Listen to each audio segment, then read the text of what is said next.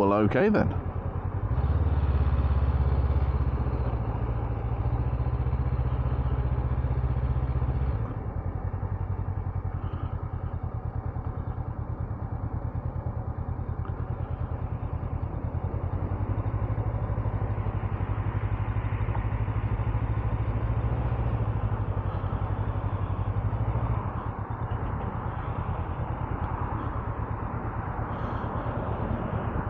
Come on, lights, come on. Thank you. No feet down.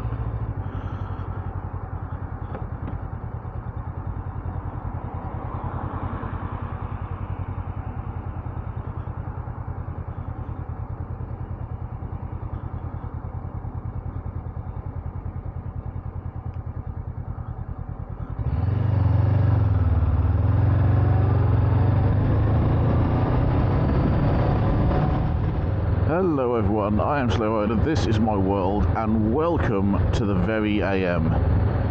Actually, some of you might be aware of what sort of time it is and how dark it is at this time. It's 5 to 7 in the morning. Ordinarily I'm up an hour earlier, but today I don't need to be up that early.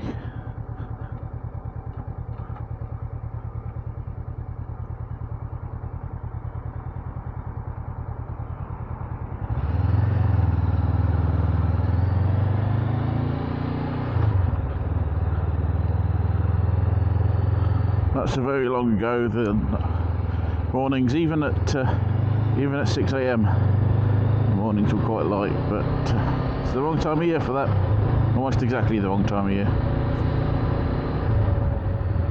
Anyway, enough of that depressingness. In a fairly recent video, the Rhythmic Biker asked the question of, if you could have a second bike, what bike would it be? And if you're lucky enough to have more than one bike, aside from your main bike, what bike would you have? And it can't be one of the others that you've already got. Does that make sense? I hope that makes sense. I've abbreviated quite a lot. And I quite like the Rhythmic Biker and his videos because he has a Sprint ST and, you know, they're damn fine bikes. I mean, granted he's got a slower blue one, but apparently a slower, more unreliable blue one. The slow blue thing is a Sprint joke, I think. That's what I get from it. I don't see it from any other community. Anyway, if you have to explain the joke, it's not funny. So, yeah, he posed the question, what other bike would you have? And it is really aimed for those who've only got one bike, which is, you know, fair enough. I am kind of lucky in having three. So I think the first point of order is establishing which of my bikes is the main bike, and I don't ride the CBR that often very much now.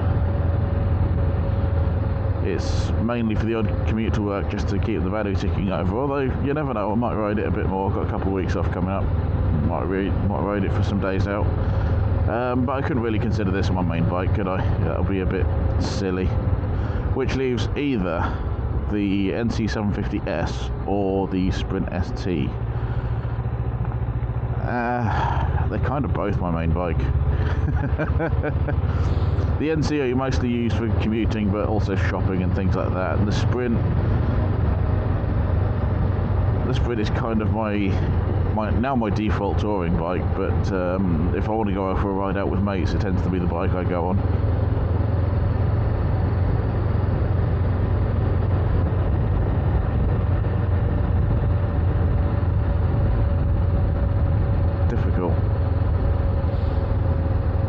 I think, well, okay, let's, excuse me, okay, let's go with the NC being my main bike. So, a second bike that can't be a CBR 500 and it can't be a Sprint ST 1050. Thing is, when I was looking for the, well, what turned out to be my Sprint ST, the other option was a VFR 800. And it didn't matter to me too much whether it was the newer varieties or the older varieties. I even looked at a VFR 1200. Come on. They're a little bit naughty of me. Shush. Yeah, I did look at VFR 1200 as well, but they're all very much on the pricey side. I mean, they're good bikes, that's probably why they're on the pricey side, but they are all on the pricey side.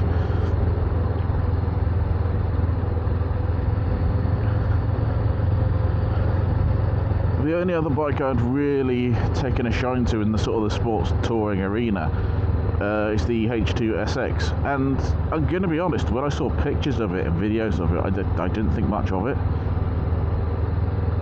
And then I happened to be down at the Super Sausage Cafe one day, and the H2 was just sitting there. Someone had obviously owned one, and it was, yeah, sitting in the car park. Someone had ridden it there, and yeah, I get it.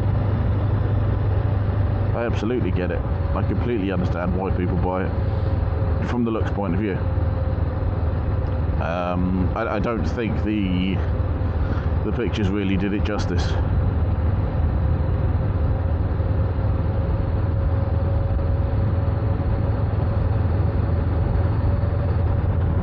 But can you imagine the insurance on that for me? I mean, for a VFR 800 at the time, and this is a year ago or so that I looked, fully comp VFR 800, they wanted $1,000 for the year. So can you imagine what H2 would be?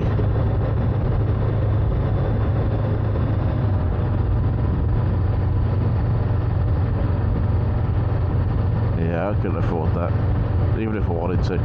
It's a lovely thought though. Bear in mind, this is with commuting when I say it was $1,000. So it's probably like 500 quid without, but that's still a lot of money. So yeah, the H2 would be expensive, particularly if I needed to commute on it.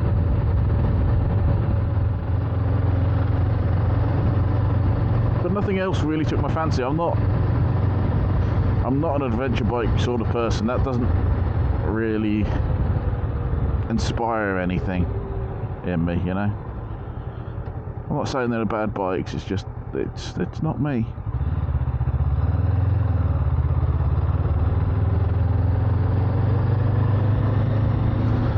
And I noticed that a lot of bikes they put down as adventure bikes, as sports tourers these days, are basically adventure bikes.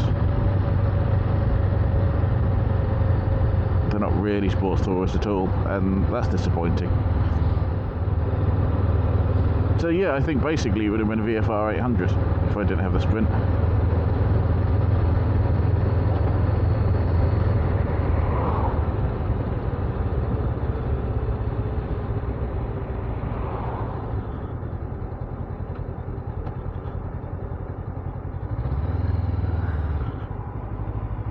I think the next question is possibly slightly harder, to be honest.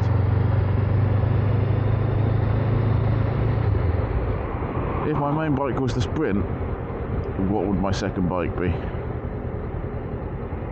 I do genuinely think that's quite a tough question, because it would be a bike for commuting, and the NC750, as far as I'm concerned, is the best commuter bike.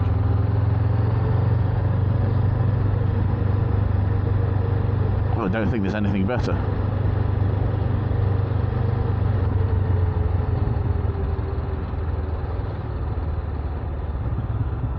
I might be a while getting out of this junction. Speed he's going.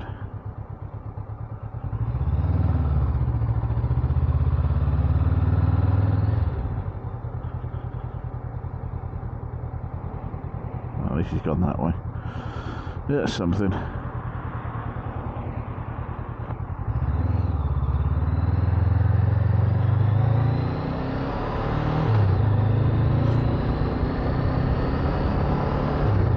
I mean, you can commute on the Sprint. It's not really the best bike for it. It doesn't like slow speed. If you had to commute a long way, it'd be perfect. But for town stuff, it's terrible. So it'd have to be a commuting bike if I did. And if I didn't have this, it would probably end up being something second-hand, like a Bandit with a top box, common as muck.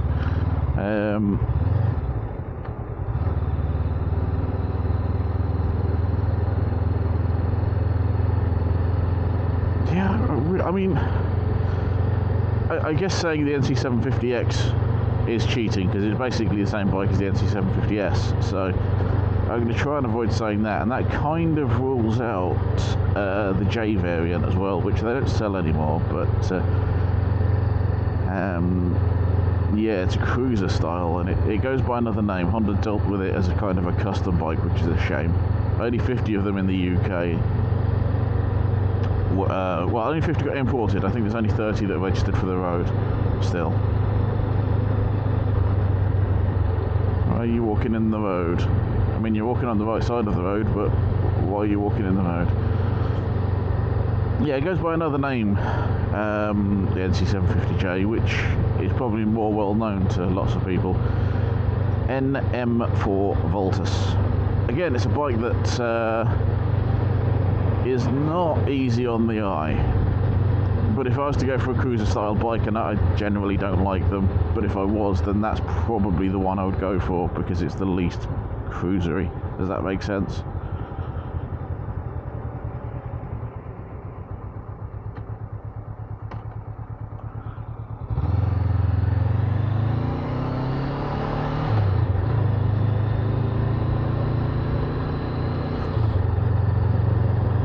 But otherwise, yeah, I'd probably end up with some banger for commuting.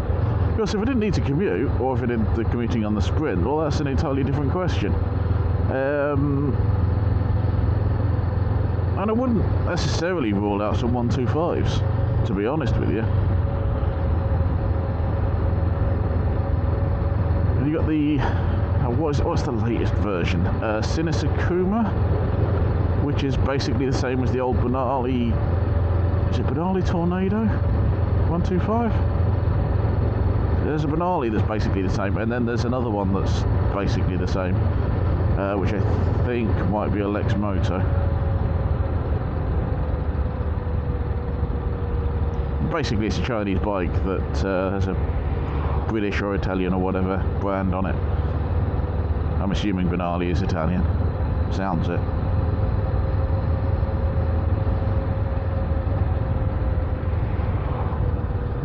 If it was purely for commuting, I guess you could argue that you could get a small electric bike, but again, they don't really excite me to have them. I guess the closest would be the Cypher, which is a Lex Moto. But again, basically Chinese. I know Chinese bikes are better than they used to be. I'm not saying it's a bad bike, it's just it doesn't really appeal in that sense.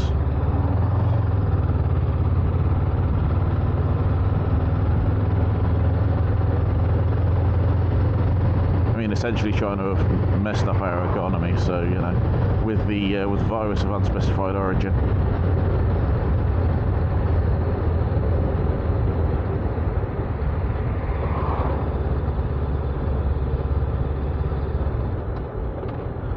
So I'm not too keen to give them too much of my money, but then so much is made in China these days.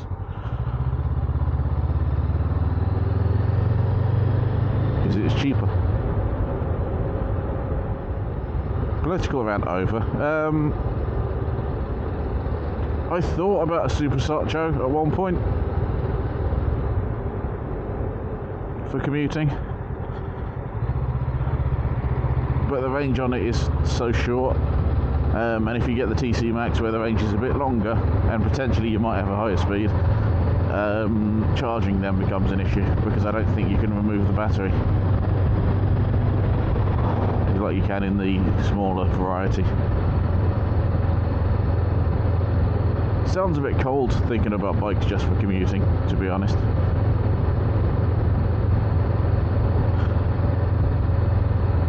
I guess another kind of cheat is getting a CBR 125R, because I've had one in the past, but I really enjoyed riding it. I know it was my first bike and you always have an attachment to your first bike, but yeah, I think we could go with that.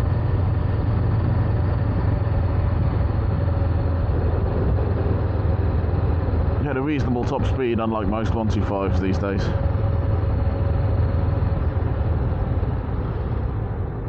Had some acceleration down low, unlike a lot of 125s these days. That's a common theme there. And it looks quite nice, frankly. I guess there's an outside chance of a Grom or a monkey bike or something of that ilk, but again, that would kind of limit its use, really.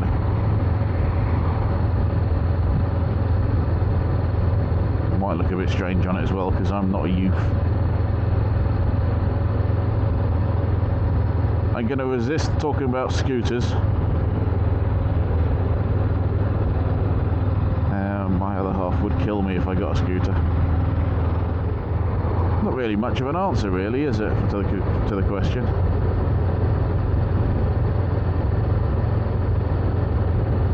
I mean, it is an answer of sorts, it's just not a very good one.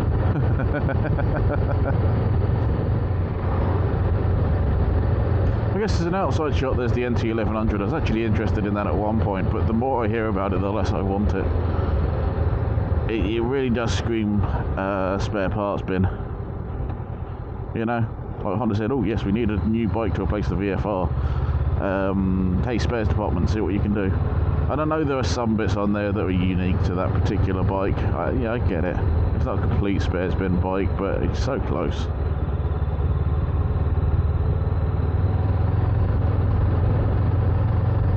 You're picking out the parts that are original rather than the parts that are spares. Do you know what I mean?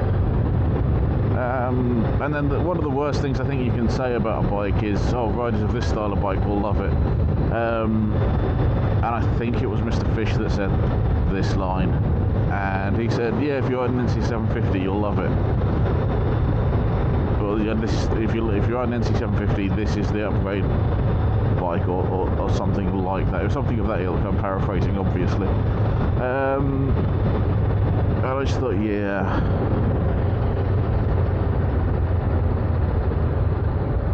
And it's not like Mr. Fish thought the NC750 was particularly boring. He didn't, as I recall. But if that's the sort of the benchmark of where you're improving from, it doesn't exactly scream desirable.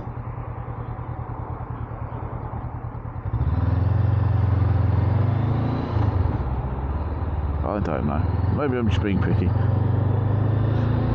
I don't think it's an ugly bike as such, but I could just see all the spare parts on it. All the parts from other bikes. They might have different part numbers and there might be slightly different fittings, but they're basically the same.